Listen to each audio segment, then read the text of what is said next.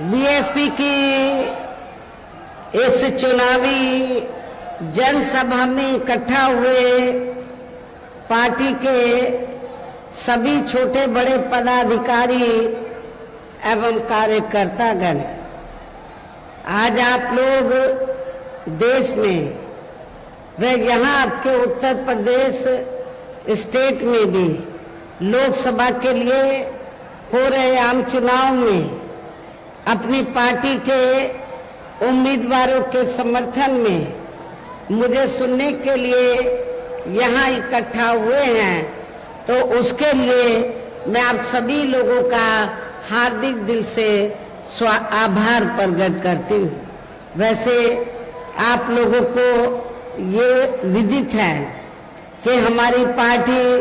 Congress, BJP व अन्य किसी भी विरोधी पार्टी तथा गठबंधन आदि के साथ मिलकर नहीं, बल्कि अकेले ही अपनी पार्टी के बलबूते पर पूरी तैयारी व दमदारी के साथ ये चुनाव लड़ रही है। इसके साथ ही हमने टिकट बंटवारे के मामले में भी सर्व समाज के लोगों को उचित भागीदारी दी है, जिनको कामयाब बनाने के लिए अपनी पार्टी के लोग पूरे जी जान से लगे हुए हैं। हालांकि आज यहाँ आपकी इकट्ठा हुई अपार भीड़ व भीड़ के जबरदस्त जोश को भी देखकर अब मुझे भी ये काफी हद तक भरोसा हो गया है कि पिछली बार की तरह इस बार भी आप लोग अपने प्रदेश से यहाँ लोकसभा चुनाव में अपनी पार्टी का बेहतर रिजल्ट जरूर लाएंगे। इसके लिए अब मैं आप लोगों का ध्यान को जरूरी बातों की तरफ दिलाना चाहती हूँ, और इस संबंध में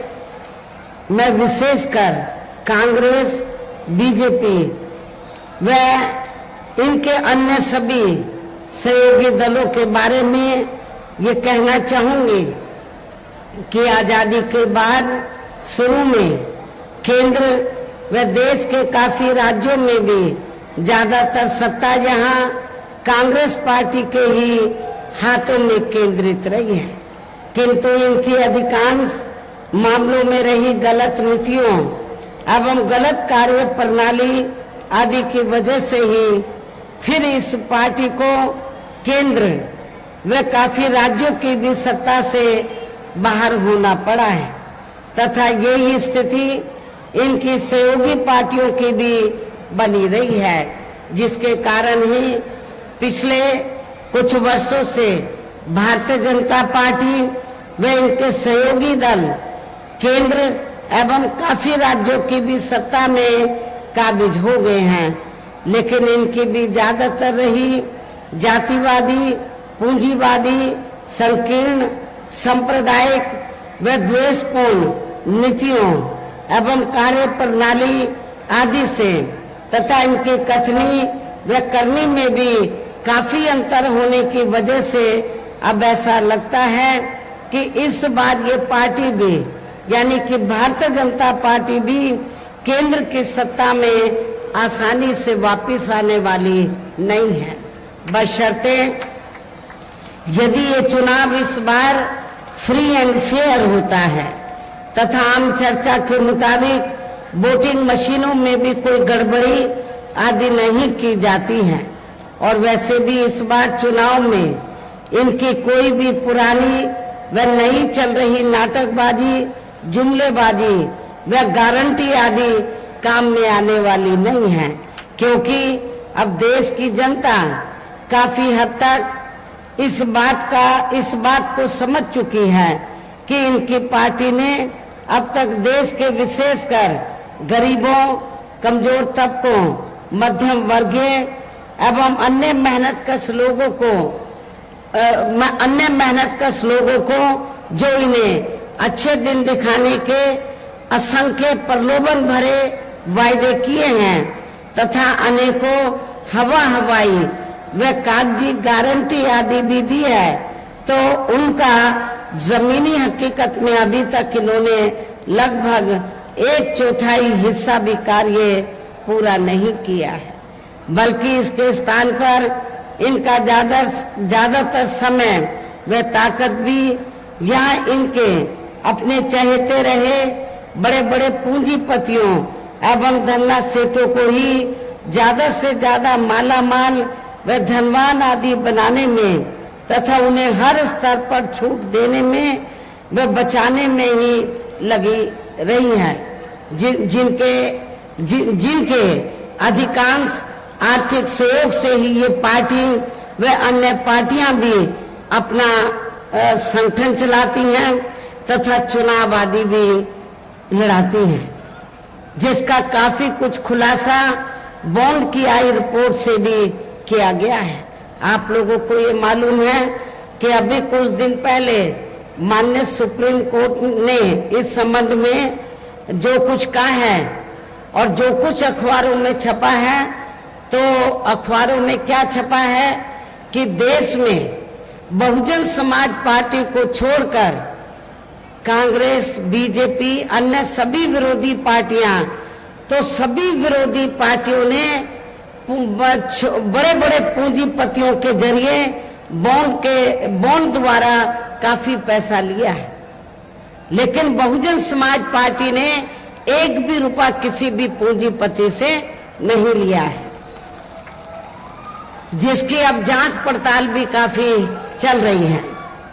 और आप लोगों को मालूम है, मैंने बार बार ये कहा है कि हमारी पार्टी गरीब और मजलूमों की पार्टी है। हमारी पार्टी दूसरी पार्टियों की तरह बड़े बड़े पूंजीपति और धन्ना सेठों से पैसा लेकर न पार्टी का संगठन चलाती है न चुनाव आदि लड़ाती है। इसलिए हमारी पार्टी चुनाव में भी और संगठन को चलाने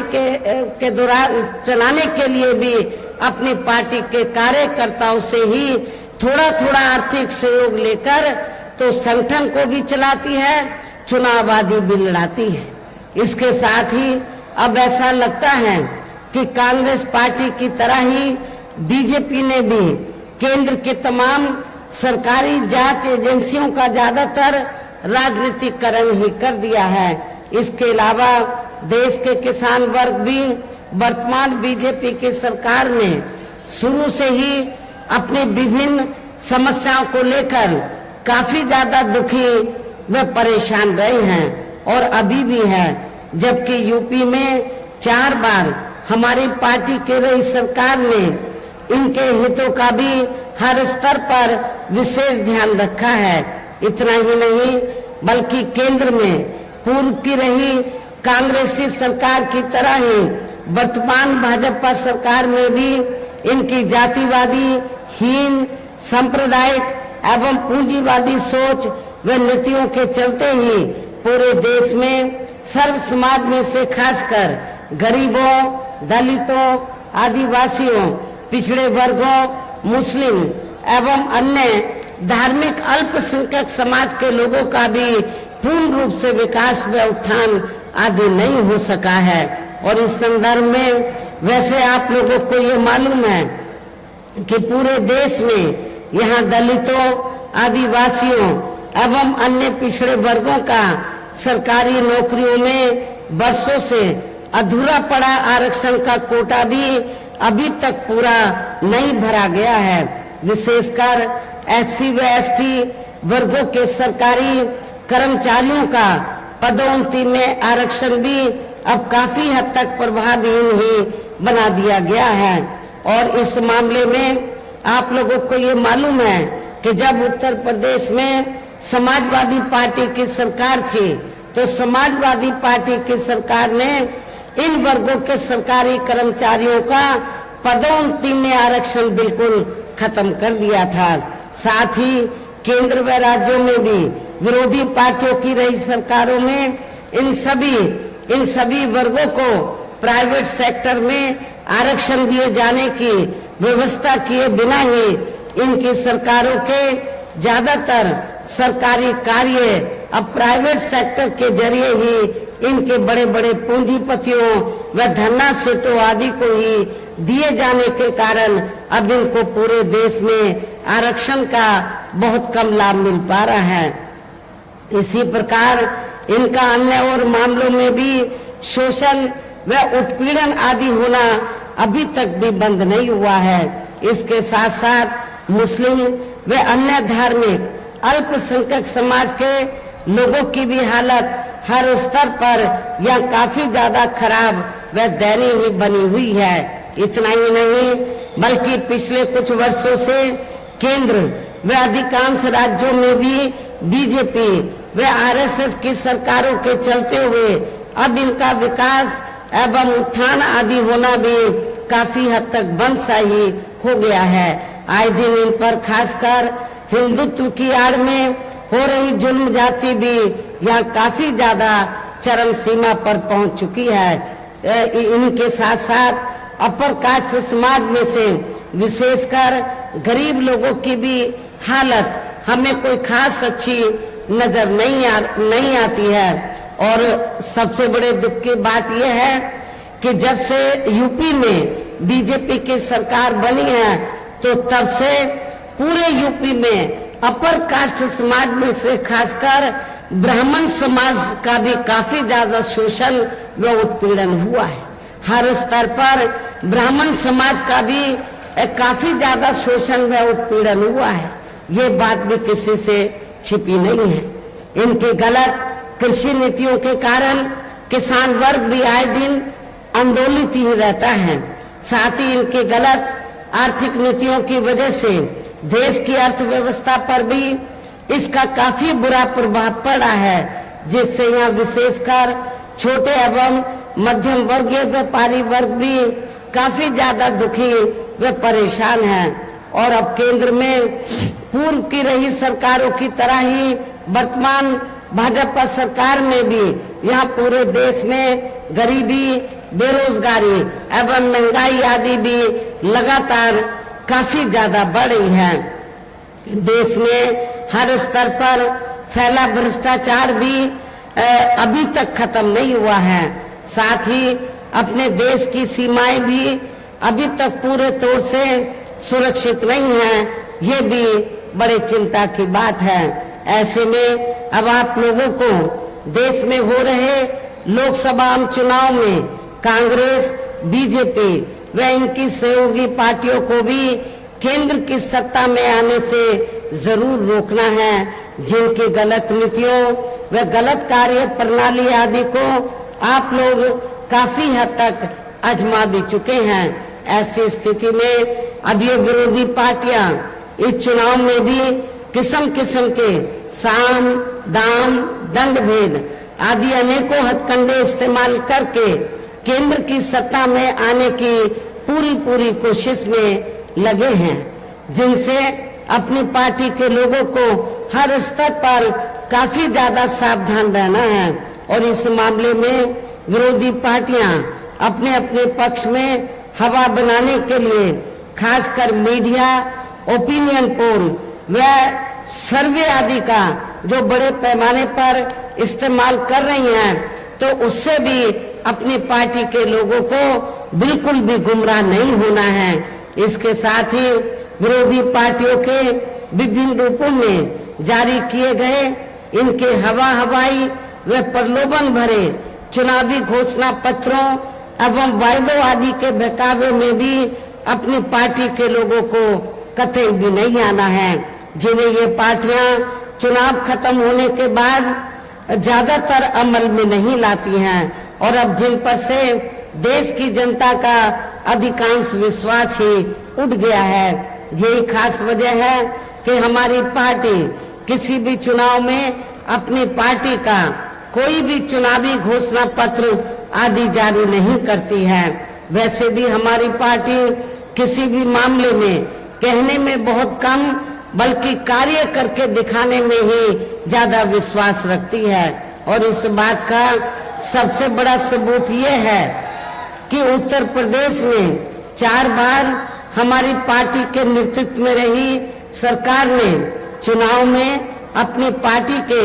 बिना कोई जारी किए गए चुनावी घोषणा पत्र के ही प्रदेश व आम जनहित में काफी कुछ ऐतिहासिक कार्य करके दिखाए हैं, जिनकी अब देश में अधिकांश पार्टियों की सरकारें काफी नकल भी कर रही हैं, जबकि इस मामले में हमारी पार्टी का ये कहना है कि यदि इन पार्टियों के स्थान पर केंद्र में हमें अपनी पार्टी की सरकार बनाने का मौका मिलता है तो तब फिर हमारी पार्टी की बनी सरकार केंद्र में या अब तक की रही सभी विरोधी पार्टियों की सरकारों की तरह केवल हवाई व कागजी कार्य आदि नहीं करेगी, बल्कि उत्तर प्रदेश की तरह ही जमीनी हकीकत में ठोस कार्य करके दिखाएगी। और इस संदर्भ में खासकर मैं ये कहना चाहूंगी, केंद्र द्वारा देश में पिछले कुछ समय से अति गरीब परिवारों को अस्थायी तौर पर फ्री में जो थोड़ी सी खाद्य सामग्री या राशन आदि दी जा रही है, तो उससे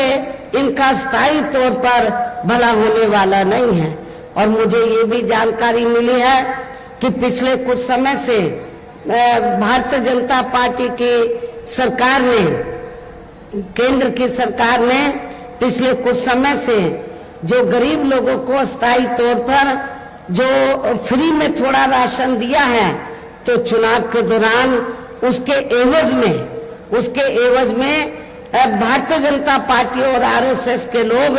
ये कहते घूम रहे हैं गांव-गांव में कि हमने आपको फ्री में राशन दिया है, आप हमें वोट दीजिए। लेकिन मैं अपने गरीब लोगों को ये बताना चाहती हूँ, आप लोगों को जो भी फ्री में राशन दिया गया है, ये भारतीय जनता पार्टी की सरकार ने नहीं, श्री नरेंद्र मोदी जी ने नहीं, अपनी जेब से नहीं दिया है, बल्कि जो आप लोग टैक्स लेते हैं वो उस टैक्स के पैसे से आप लोगों को फ्री में राशन दिया जा रहा है। ये किसी की मेहरबानी नहीं है, ना बीजेपी की, ना श्री नरेंद्र मोदी जी की। ये भी आप लोगों को मैं बताना चाहती हूँ। और वैसे भी इनकी ये जटिल समस्या, गरीब लोगों की ये जटिल समस्या देश में हर हाथ को काम देने से ही केवल दूर हो सकती है, जिसकी तरफ हमारी पार्टी की बनी सरकार विशेष ध्यान देगी। साथ ही देश में पिछले काफी वर्षों से आए दिन बढ़ रही गरीबी, बेरोजगारी व महंगाई आदि से भी जनता बहुत ज्यादा दुखी व परेशान है, जिसे भी आर्थिक नीतियों में तब्दीली करके जरूर दूर किया जाएगा। धर्म की भी आड़ में, खासकर हिंदुत्व की भी आड़ में पिछले कुछ वर्षों से विशेषकर मुस्लिम समाज के लोगों का द्वेष की भावना से